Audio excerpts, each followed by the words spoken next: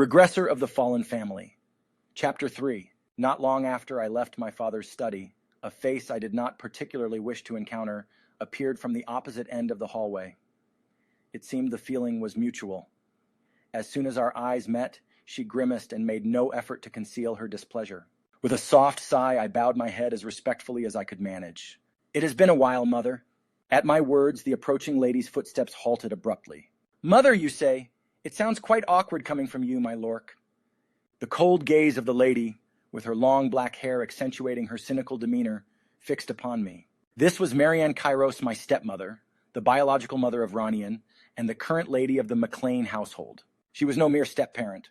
Thanks to her efforts, more than half of the McLean family's finances were sustained by the Kairos family. Thus, she wielded enormous influence within the entire McLean lineage. Moreover, she was the individual who, in my previous life, would play a major role in opposing me, advocating most fiercely for my exile in the event that would unfold shortly thereafter. However, it's merely a greeting, Mother. If I show a changed demeanor from now on, perhaps this relationship could gradually improve. With that hope, I bowed once more. Of course, it wouldn't be resolved overnight. What's this sudden change of heart? Are you preparing for yet another pitiful debacle?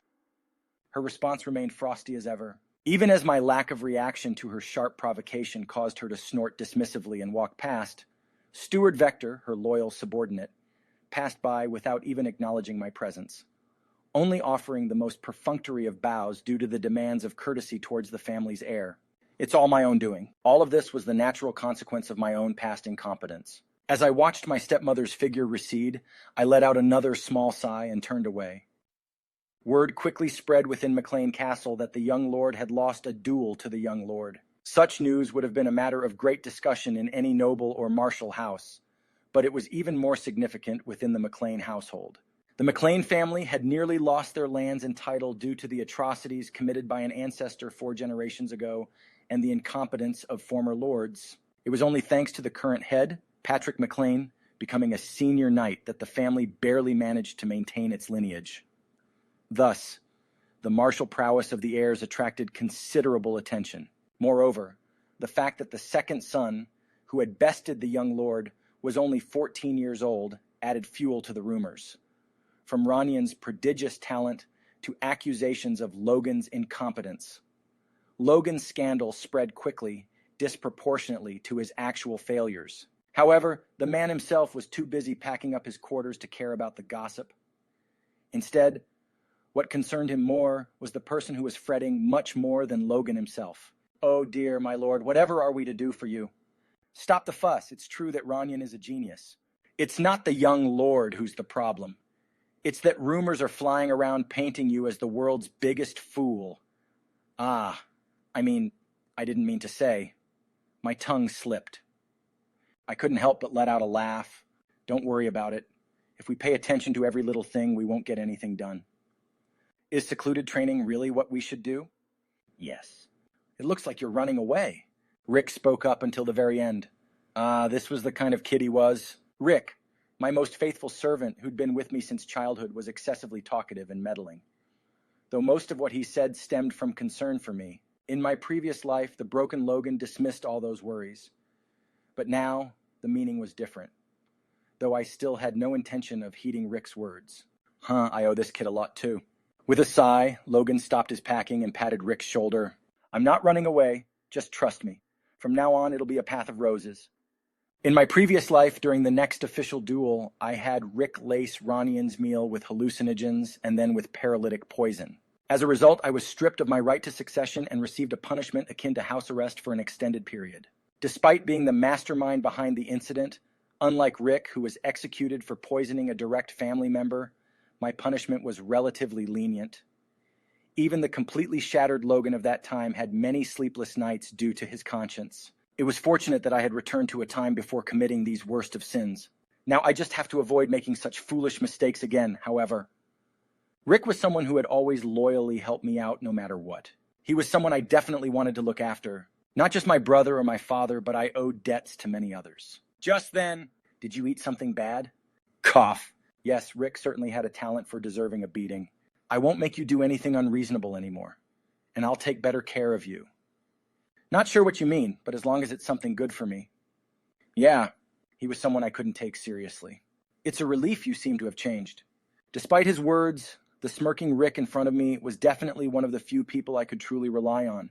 Just pack up the stuff! I've been doing it this whole time. Watching Rick grumble and move about, Logan chuckled, wiped his sweat, and looked outside. Despite the bright sunshine, the future of this land was still dark. No matter what rumors spread or who plotted in the shadows, they were all meaningless for the moment.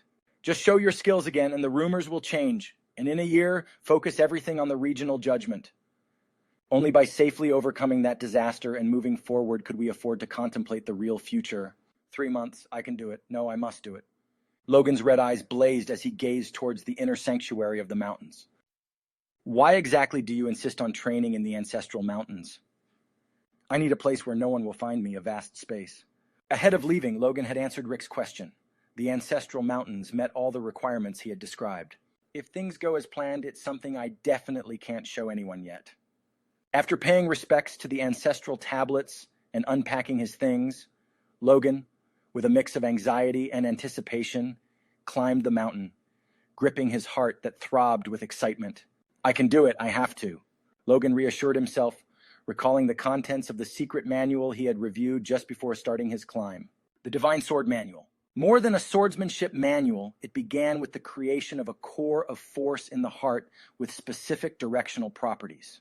This core of force would seep into the blood and flesh, transforming the body itself, a concept far beyond the grasp of ordinary talent. In his previous life, Logan would have despaired even at this initial stage, but now it's entirely possible, because the energy that surged within him was stickier, stronger, more concentrated than the force he remembered from his previous life. With this, it's possible. The higher quality force imbued Logan with confidence. True to his belief, the evolved force quickly assumed a certain pattern and gathered towards his heart, as described in the manual. The force coalesced into a core more easily and rapidly than imagined, as if it were predestined. The simultaneous formation of the core and the denser energy that emanated seemed to spur a transformation throughout his body. It was an ecstatic moment for Logan, saturated with transformational energy, and he was completely unaware that his body was shining a golden hue, radiating light in all directions. When Logan came to, it was evening.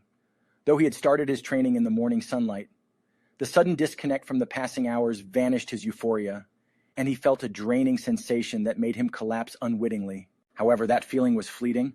A tremendous strength could be felt in his clenched fist, and a spry vitality coursed throughout his body, signaling a profound transformation. It's much more than I expected. Yet, it was a positive change, and there was no reason to dislike having become stronger, especially if the manual's contents were true. With a forceful swing of his sword, a smile spread across Logan's face. The sensation and power from a seemingly light stroke were entirely different than before. Yes, his fist clenched involuntarily. It was not merely a matter of strength.